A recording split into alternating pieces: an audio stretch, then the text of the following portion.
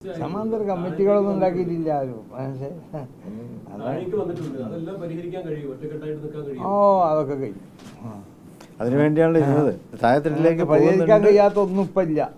താഴെത്തട്ടിലേക്ക് പോകുന്നുണ്ട് എന്ന് പരിഹരിക്കാൻ കഴിയാത്തതായ ഒന്നും ഇപ്പല്ല, ഒന്നുമില്ല.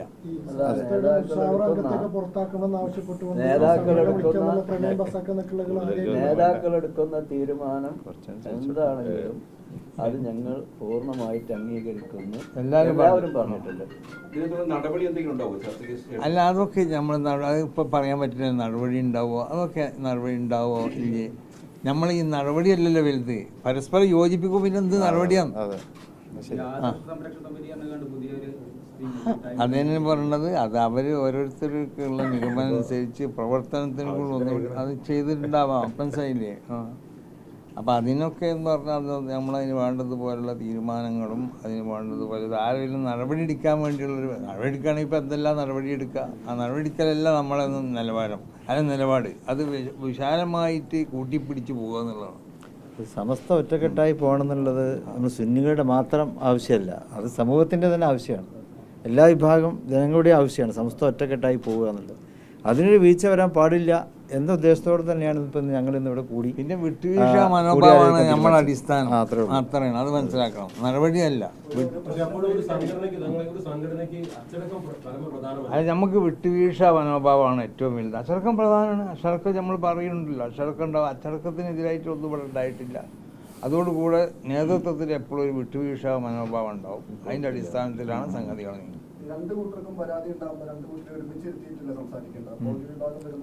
അതാണ് അടുത്ത് ഇരുത്തി സംസാരിക്കും. ഇപ്പം ഈ പറഞ്ഞ മലയാളം മനസ്സിലായില്ലേ? ഇപ്പം അവർക്ക് അസൗകര്യം ഉണ്ടായതുകൊണ്ട് വന്നില്ല, അടുത്ത് ഇരുത്തും എന്ന് പറഞ്ഞില്ലേ?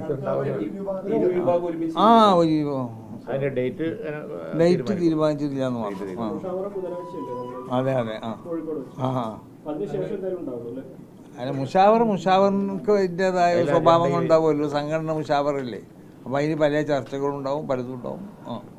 അതൊന്നും ഇപ്പോൾ പറയാൻ പറ്റില്ലല്ലോ അതിലെന്താ ചർച്ചകൾ. അപ്പോൾ പിന്നെ അന്ന് നിങ്ങൾക്ക് വാർത്ത ഉണ്ടാവില്ലല്ലോ. ഏത് അടുത്ത മീറ്റിംഗ് എല്ലാവരും സൗകര്യം അനുസരിച്ചുള്ള സ്ഥലത്ത്.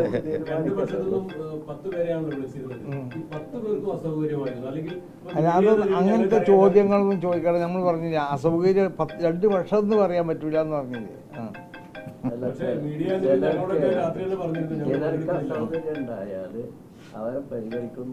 അതായത് ആ വരുന്ന ആളുകളിൽ നിന്നുള്ള ചിലർക്ക് ഉണ്ടായി, ചിലർക്ക് ഉണ്ടാവുമ്പോ എല്ലാവർക്കും വരാൻ പറ്റൂല. അപ്പൊ അവര് അങ്ങനെ അതാണ്ടായത്.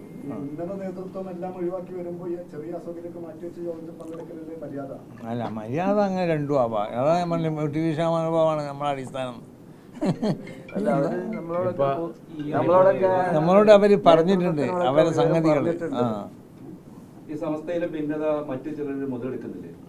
അത് എല്ലാത്തിലും ഭിന്നതയല്ല. അതിനെതിരുള്ളവരൊക്കെ മുതലെടുക്കും. അത് സ്വാഭാവികമാണ്. അത് മുതലെടുക്കണം നമ്മൾ പറയുന്നത്. ഇപ്പൊ ലീഗിൽ ഭിന്നത ഉണ്ടെങ്കിൽ അത് മറ്റുള്ള പാർട്ടിക്കാരൊക്കെ മുതലെടുക്കും. സമസ്തയിൽ ഭിന്നത ഉണ്ടെങ്കിൽ മറ്റുള്ള. പക്ഷെ അങ്ങനെ ഭിന്നത ഇല്ലാതെ നമ്മൾ പറയണത്.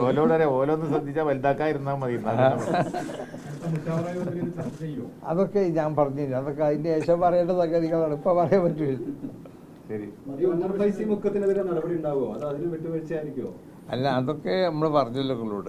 നിങ്ങളിങ്ങനെ ഓരോ വ്യക്തിപരമായിട്ട് ഇങ്ങനെ ഓരോ ചോദ്യങ്ങൾ ചോദിച്ചിട്ട് കാര്യമില്ല. മുഷാവറിയിൽ അത് മുഷാവർ കഴിഞ്ഞ ശേഷം ചോദിക്കാം.